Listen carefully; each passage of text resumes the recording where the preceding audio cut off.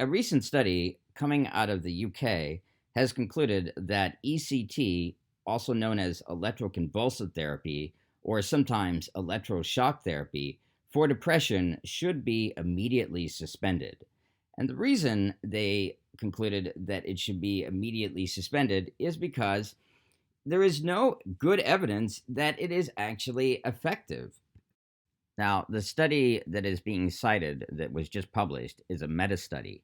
A meta study is a study that looks at several primary studies and takes the data from several other primary studies and comes to conclusions. And I got to say that most of the meta studies that I have read on ECT that say that ECT is effective are not very good. I do a lot of research for these mental health videos, but that's part of the reason why they take me so long to make. But I got to say, when you look at some meta studies are really good and others aren't. And a lot of times, when a meta study makes a claim, you have to look at the primary studies that they are actually citing. Because I've seen meta studies that actually say something that is totally different, and then sometimes the complete opposite from what is actually being said in the primary studies. The meta studies that talk about ECT and claim that it's effective will sometimes claim that it's effective 85% of the time. But this is actually pretty much a very misleading number, to say the least. Most of the time, the meta studies will actually cite a lot of primary studies that do not actually compare ECT to sham ECT. Now, the way sham ECT works is when you have electroconvulsive therapy done, you are first put under general anesthesia. So the thing is, with sham ECT, it sort of works like placebo ECT. Some people are actually given ECT, and other people are put under general anesthesia, but not actually given ECT. Those people are given sham ECT. So that is how you can have a placebo-controlled trial with electroconvulsive therapy. And the thing is, a lot of these meta studies will cite studies that don't even compare ECT to sham ECT. First, I want to go into a little background of what electroconvulsive therapy is. Electroconvulsive therapy, which used to be known as electroshock therapy, is a type of therapy that involves pumping enough electricity into somebody's brain that they have a grand mal, also known as a tonic-clonic seizure. Now, there are several different types of seizures, but the most severe type of seizure is a grand mal seizure. And with electroconvulsive therapy, you are always giving the patient a grand mal seizure. Now, it is true that ECT is usually done under general anesthesia, and they usually give the patient muscle relaxant medications. So the patient may not actually move that much, but they are definitely having a grand mal seizure. And the way they know this is by using an electroencephalogram, or an EEG. Now, an electroencephalogram is basically the only way to objectively know if somebody is having a seizure or not. With an EEG, they actually make sure that the patient is having a grand mal seizure. In fact, if the patient doesn't have a seizure, they usually increase the amount of electricity until the patient does have a grand mal seizure. Now, you might be wondering, well, what's the point of giving somebody a grand mal seizure? Usually that's considered a bad thing. Well, it's related to another kind of shock therapy known as metrazole shock therapy. Metrazole shock therapy was a type of therapy that would use the medication metrazole to induce a seizure. A high enough dosage of metrazole will cause people to have seizures. And it was believed that somehow epilepsy and schizophrenia are opposites, and that somehow having a seizure could somehow cure people of schizophrenia. Well, it's now been found out that that theory is wrong. Schizophrenia and epilepsy are not opposites, and seizures do not cure schizophrenia. But that was the initial justification of using electroconvulsive therapy. It was based on a theory that we now know to be false. Now, one thing I will say is that ECT has not really proven to be that effective. for schizophrenia if you're talking about the main symptoms of schizophrenia, and what I'm talking about is psychosis, things like hallucinations and delusions. There is maybe some evidence, although there is no evidence based on randomized controlled trials, that maybe it's useful for catatonia. But I'll say this, catatonia is rare, and I also do not think that catatonia is truly a symptom of schizophrenia. This is a little bit of a tangent, so I'm not going to go into that too much in this video, but I've mentioned this in other videos.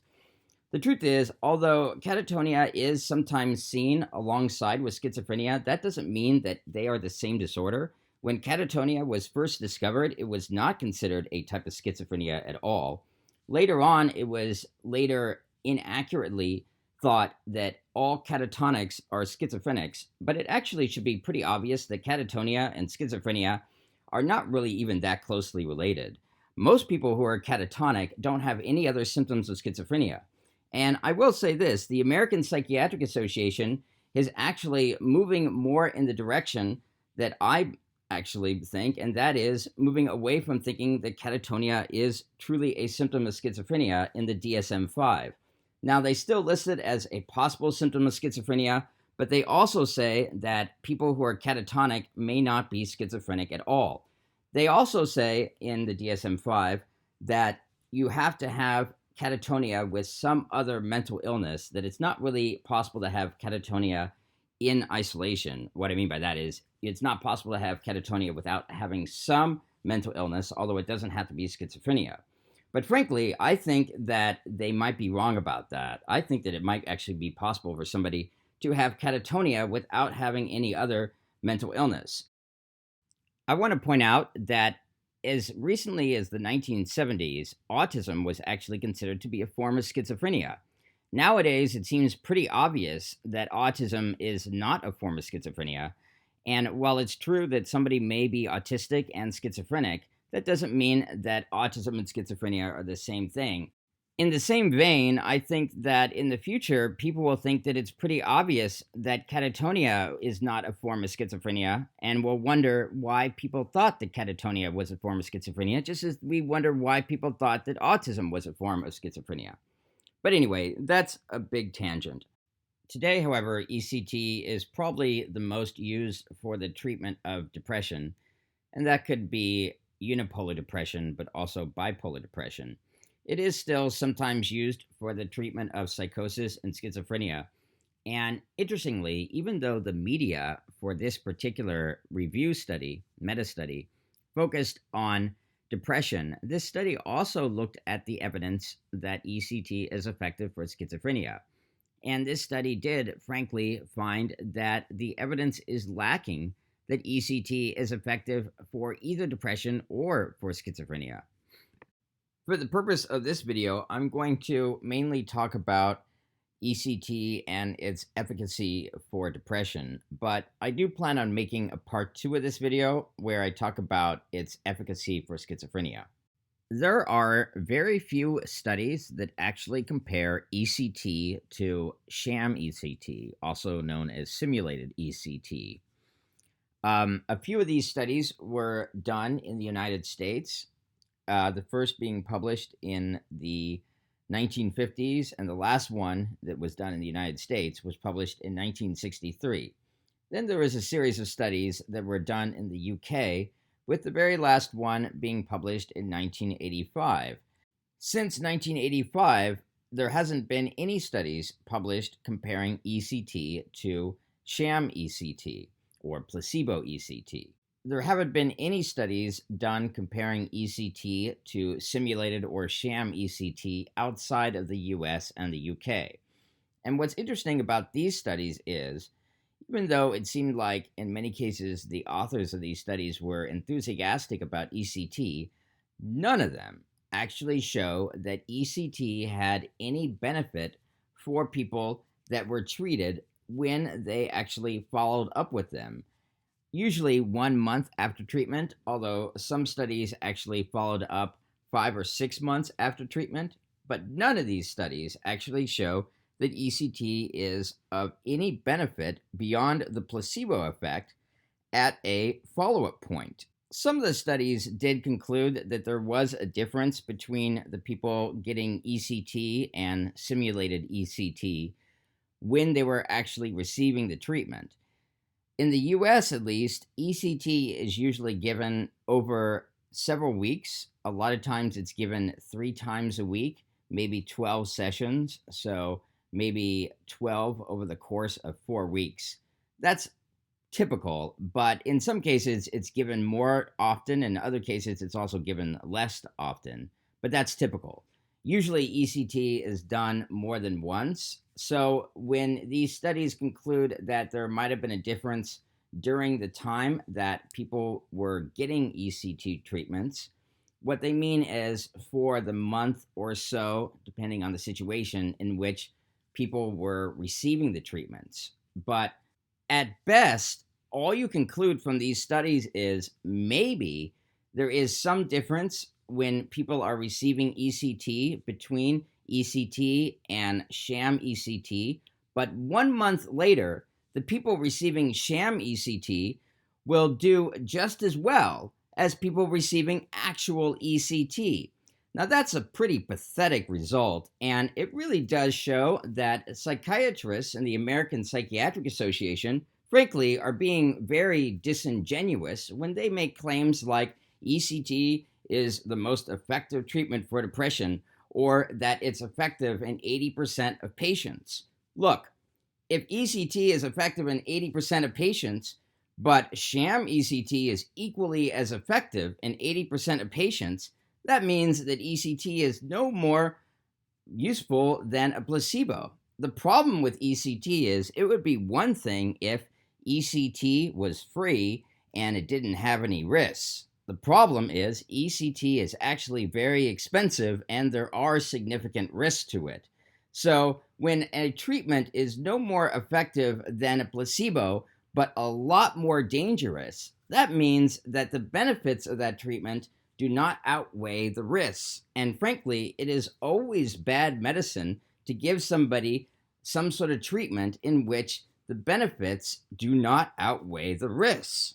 According to John Reed, the lead author of this study, and I will leave a link to this study in the description, there were a lot of problems with these ECT studies, including problems with the ones that seemed to show some difference between ECT and sham ECT, even though none of them actually showed a difference after treatment. Some of them did show a slight difference during treatment. But in 2 of those studies, they actually gave real ECT to the patients who were initially getting sham ECT. One of them started giving real ECT to the patients getting sham ECT at 1 week and the other at 3 weeks. Now, that actually does invalidate most of the findings that the study had because they're basically combining the sham ECT with the real ECT group. In another study, although the psychiatrists noticed a difference between the patients in the ECT and the sham ECT group,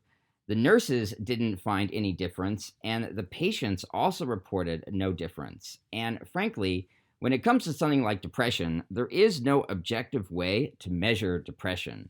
So, really, what the patients say about their own depression does carry more weight than what the psychiatrists say, because people do know how depressed they are better than someone else, because the psychiatrist can't really read their minds. So, frankly, it's not really a very good thing if only the psychiatrists think there is improvement, but neither the patients nor the nurses saw any improvement.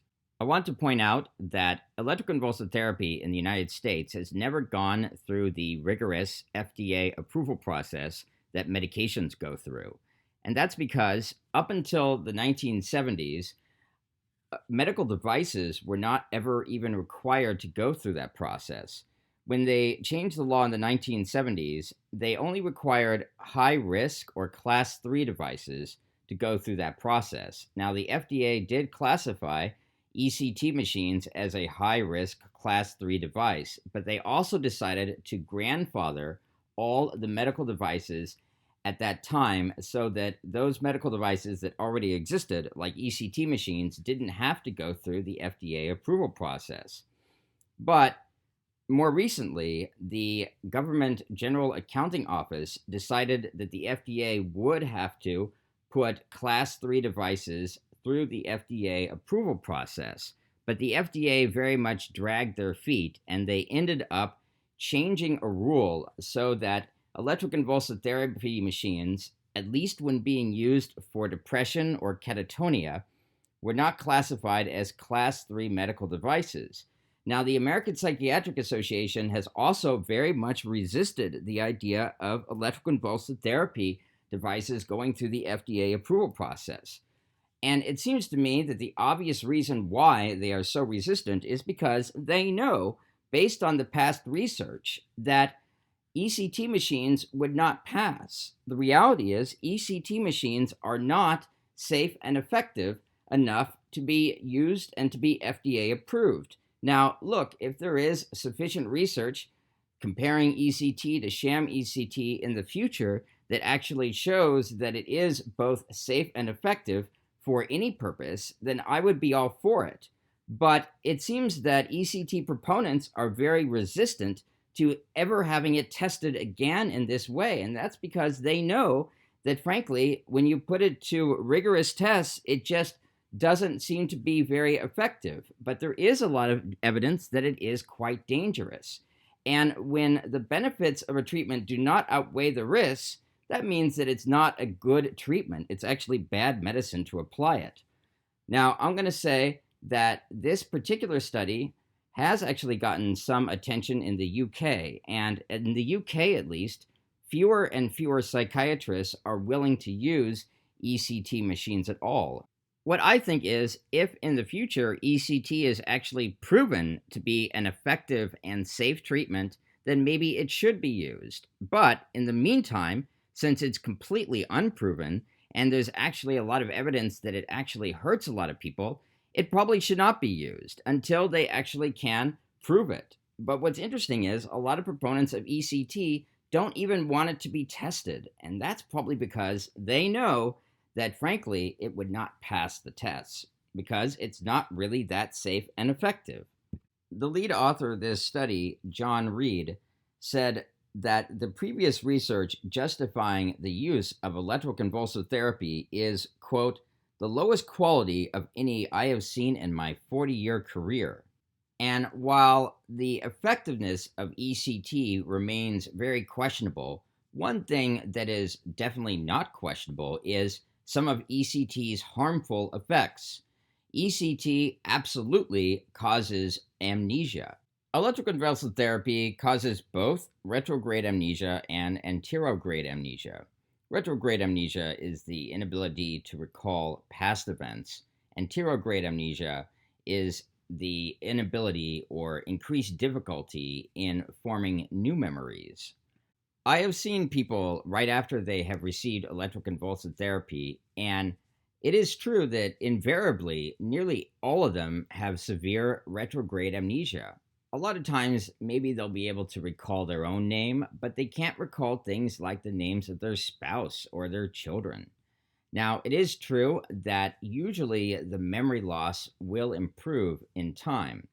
However, it sometimes is permanent. And the idea that there is no such thing as memory loss that is permanent from electroconvulsive therapy is just false. In fact, research shows that permanent memory loss occurs anywhere from 12% to up to 55% of the time. Now, 55% is a very high percentage. That means that permanent memory loss perhaps occurs the majority of the time people get electroconvulsive therapy. But even if it's just 12%, that means that it occurs at least 1 in 8 times for people that get electroconvulsive therapy. So that's a very high risk of severe amnesia. And a lot of times, amnesia can really hurt a patient and can make things like depression worse. Take, for example, Ernest Hemingway. Ernest Hemingway had electroconvulsive therapy done, and Ernest Hemingway was depressed and he was feeling very suicidal. But the electroconvulsive therapy made him worse, and he definitely complained of the severe memory loss because lots of times severe memory loss can actually cause even more depression. And it's quite possible that Ernest Hemingway would not have killed himself if he had not gotten electroconvulsive therapy. There are cases in which it seems that electroconvulsive therapy might have taken someone who was on the edge and made them kill themselves. So there's a lot of claims that electroconvulsive therapy is useful for people that are suicidal, but frankly, there isn't any evidence that is that shows that electroconvulsive therapy is really effective at preventing people from committing suicide. And there's even possibly some evidence that it might actually cause people to commit suicide. So, this is a kind of treatment that actually can hurt people. In fact, we know for a fact that it hurts people because there are people that have very severe amnesia from this that never goes away. What we do not know for a fact is that ECT is any more effective at treating depression or anything else compared to a placebo or sham ECT. There were plenty of people, including psychiatrists, that also claimed that in their experience, lobotomies were actually an effective treatment as well. That doesn't mean that lobotomies actually were an effective treatment. The placebo effect also affects doctors as well as patients. That's why studies are done in a double blind manner. Double blind meaning when you do a placebo randomized control trial, neither the patients nor the doctors, at least the doctors doing the assessments, are supposed to know which patients are getting the placebo and which patients are getting the actual treatment. And that's because there's a lot of bias that will affect the doctors as well as the patients. And that's a real thing.